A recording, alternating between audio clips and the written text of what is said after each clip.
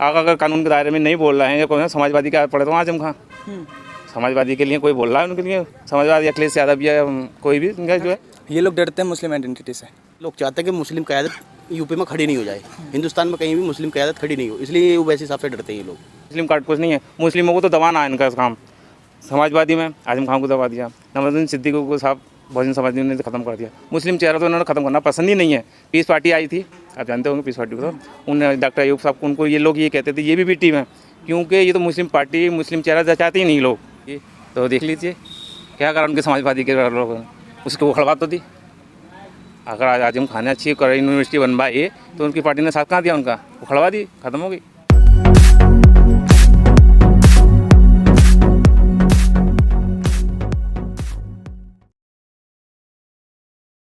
बताइए, सेकुलर और भी पार्टी हैं, समाजवादी है, बहुजन समाजवादी पार्टी है और कांग्रेस है, कोई मुद्दा हमारे मुद्दे पर नहीं बोलती। विरोधी पार्टी कहते हैं बिल फाड़ के तो ड्रामा किया था। क्या ड्रामा कर, गांधी जी ने भी ड्रामा किया था? बताइए, आप बताइए, ड्रामा गांधी जी ने भी ड्रामा करा था, बिल तो गांधी जी ने भी फाड़ा था, तो उन्होंने भी ड्रामा करा, तो हमारे सदर साहब ने ड्रामा कर दिया, तो उसमें क्या फ़र्क पड़ गया? या तो गांधी जी को भी गलत बताइए आप, या हाँ सदर साहब गलत है।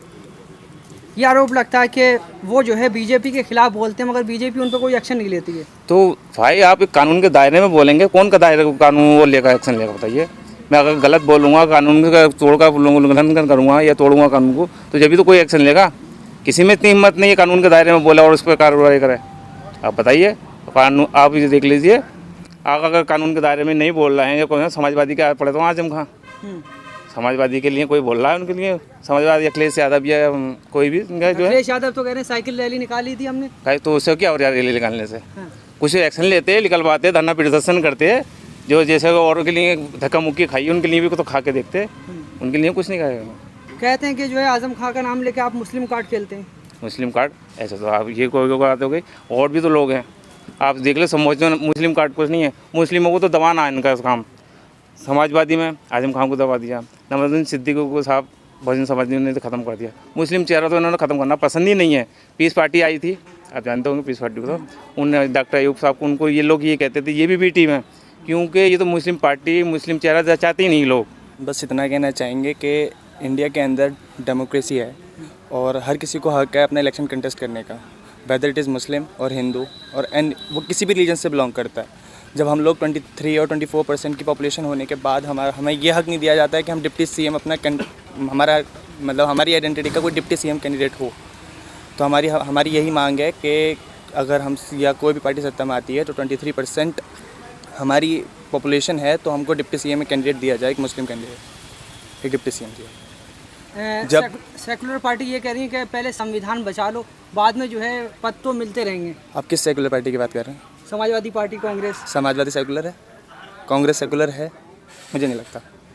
वो तो खुद को सेकुलर कहती हैं। नहीं, कहने को तो कोई भी कुछ कह सकता है ना, वो सेकुलर हैं ये आप बताइए। नहीं है, मुझे नहीं लगता। क्यों नहीं लगती? मुझे नहीं लगती। 1992 का बाबरी मस्जिद वाला कांड, कांग्रेस की गवर्नमेंट। 2013 या 14 मुझे ऐसा याद नहीं है, मुजफ्फरनगर वाला दंगा, समाजवादी पार्टी गवर्नमेंट। अगर वो सेकुलर है तो कहाँ थे मुलायम सिंह उस वक्त, कहाँ थी कांग्रेस उस वक्त? मुझे नहीं लगता कि ये पार्टी सेकुलर हैं। अगर हैं तो फिर वो ग्राउंड पे कुछ दिखाएं कि हम सेकुलर हैं। मुझे नहीं लगता। नसीमुद्दीन सिद्दीकी कह रहे हैं कि सारे मुसलमान जो है कांग्रेस को वोट दो, हम बीजेपी को रोकेंगे। सिर्फ कांग्रेस को वोट दे के बीजेपी को नहीं रोका जा सकता है, ये पूरा इंडिया जानता है। क्योंकि कांग्रेस को वोट देकर अगर बीजेपी को रोका जा सकता है तो पंजाब की सूरत कुछ और होती। अच्छा, ओवैसी यहाँ से चुनाव लड़ रहे हैं, उनको रोका जा रहा है। आम आदमी पार्टी पहली बार लड़ रही है, चंद्रशेखर रावत की पार्टी लड़ रही है, उनको जो है कोई टिप्पणी नहीं हो रही, उस पर आप क्या सोचते हैं? ये लोग डरते हैं मुस्लिम आइडेंटिटी से, बस इतना। ये लोग चाहते हैं कि मुस्लिम क़यादत यूपी में खड़ी नहीं हो जाए, हिंदुस्तान में कहीं भी मुस्लिम क़यादत खड़ी नहीं हो, इसलिए वो वैसे हिसाब से डरते हैं। ये लोग ये नहीं चाहते कि मुस्लिम का कोई अपना लीडर हो, अपना रहनुमा हो, ये कुछ नहीं चाहते। सिर्फ मुसलमानों से चाहते, चाहे समाजवादी हो या बहुजन या कांग्रेस, बोले हमारी दरी बिछाएं, प्लेट बिछाएं, बोले यही काम करेंगे लोग, इससे ज़्यादा कुछ नहीं चाहते। अब ये सेकुलर का ढोंग करते, आप देख लो, मुजफ्फरनगर दंगा हुआ, कोई नहीं बोला, कुछ नहीं बोला है? क्या सेकुलर? कि मुसलमान मरने के लिए है? 7% यादव, 20% मुसलमान हैं, उनको एक डिप्टी सीएम नहीं बनाया जाता, क्यों नहीं? क्या कमी है मुसलमानों में? क्या उसके अंदर इतनी क्वालिटी नहीं है? क्या नहीं है? जो उसको एक डिप्टी सीएम का पद नहीं दिया जाता? क्यों नहीं दिया जाता? कोई तो वजह रही होगी। समाजवादी कहती है कि जो है सबसे ज़्यादा विधायक हमारी सरकार में मुस्लिम बने हैं।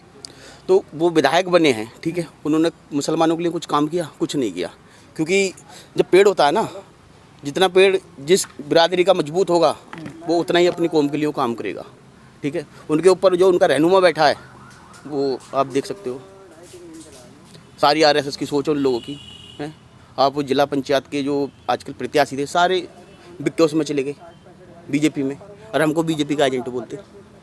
तो आप डिप्टी सीएम की मांग कर रहे हैं तो फिर भी जो है समाजवादी पार्टी में फिर भी तो काम करने को नहीं मिलेगा। लेकिन उसमें हमें हिस्सेदारी तो मिलेगी।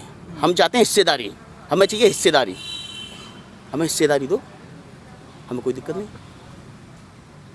अच्छा, रिजर्वेशन की बात की थी समाजवादी पार्टी ने 18%, उस पर आप क्या कहना चाहेंगे? कहाँ दिया आप बताइए? झूठे वादे किए हैं, झूठ बोला। अगर दिया हो तो आप बताइए। वो तो कह रहे हैं हमने कब्रिस्तान की बाउंड्री करवाई है। यानी कि मारने के लिए बाउंड्री करा दी, खाने के लिए उनको कुछ नहीं है। पहले उनको खाने को दो, मारने कब्रिस्तान तो आदमी दफन तो हो ही जाता, ठीक है। बाउंड्री करा दी, कब्रिस्तान में बाउंड्री से हो क्या रहा है? दुनिया भर की हमारी मस्जिदें छिनवा दी, बाउंड्री से क्या हो रहा है? कुछ नहीं होता। रोजगार दो मुसलमान को है। आप क्या कहना चाहिए? ओवैसी साहब मुस्लिम लीडर नहीं है, वो मुस्लिम तो हैं और एक इंसाफ पसंद है। वो हर किसी के लिए बोलते हैं। मुसलमानों पे जुल्म होता है तो मुसलमानों के लिए बोलते हैं, दलितों पे जुल्म होता है तो दलितों के लिए बोलते हैं, महिलाओं पे जुल्म होता है तो महिलाओं के लिए बोलते हैं। अगर हमारी मुसलमानों में भी अगर कोई गलत करता है तो आप उसका भी विरोध करते हैं। ये आप सब लोग देखते भी हैं और जानते भी हैं। लेकिन इनका सिर्फ एक ही है कि ये अपना काम, ये जो है जुल्म करेंगे, ये हथियार तैयार करते हैं खुद सेकुलर बनकर और इस्तेमाल करने के लिए छोड़ देते हैं दूसरे को। ऐसे न जाने कितने कानून इन्होंने हमारे खिलाफ बनाए हैं कि जिसकी हमें उम्मीद भी नहीं थी। इन लोगों ने, हम ये कहते हैं कि हमारे एजुकेशन हमें क्यों नहीं मिलेगी? हम पढ़े हैं, हम सियासत में आएंगे तो क्यों नहीं?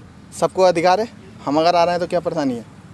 तुम्हें कमज़ोरी, तुम्हें डर लगता है ना हमसे, तो हम इंसाफ करने आए हैं।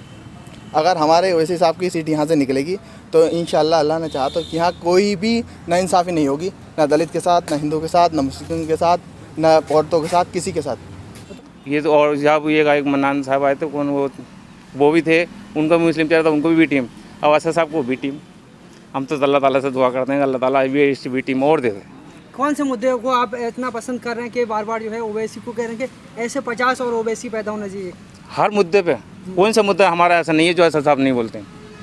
अगर कोई किसी का मर्डर भी कर रहा है, कोई मामूली चिंगलिंग के चल रही है जैसे, उस पर भी कोई अगर करा तो असद साहब ही उन्हें बोलने लगेगा, और कोई नहीं बोलता। हमारे अगर जुल्म कर रहा है तो कोई उसके ऊपर, तो उसके बाद असद साहब ही बोलते हैं और कोई नहीं बोलता। आरोप लगता है कि सिर्फ टेलीविज़न पर बोलते हैं, ज़मीन पर कोई काम नहीं है। ज़मीन पर आप देखिए हैदराबाद जाके, आपको पता चल जाएगा, कहने की ज़रूरत नहीं पड़ेगी मुझे। आप हैदराबाद में देखिए ज़मीन पर कितना काम होता है। 1200 रुपये में सारा ऑपरेशन हो जाता है, 10 रुपये में पर्ची बनती है, 12 दिन चलती है। आप सारा इलाज कराइए और कितना ज़मीन पर काम होगा बताइए। आज स्कूल जाइए आप फ्री में, आप वो तो उनका अकबर साहब का कहना है कि सिर्फ आप बच्चों को भेज दीजिए, पढ़ाना लिखाना, बैग का, यूनिफॉर्म का सब हमारा काम है। आप सारे बच्चों को भेजिए, तो ज़मीन पर वहाँ पर जाके देख लीजिए। अब इंशाल्लाह हम यहाँ से कैंडिडेट जिता के भेजेंगे तो यहाँ पे भी ज़मीन पर काम होगा। यूनिवर्सिटी तो आजम खान ने भी बनाई थी जी, तो देख लीजिए क्या करा उनके समाजवादी के लोगों ने, उसकी उखड़वा तो दी। अगर आज आजम खान ने अच्छी यूनिवर्सिटी बनवाई तो उनकी पार्टी ने साथ कहाँ दिया, उनका उखड़वा दी, ख़त्म हो गई।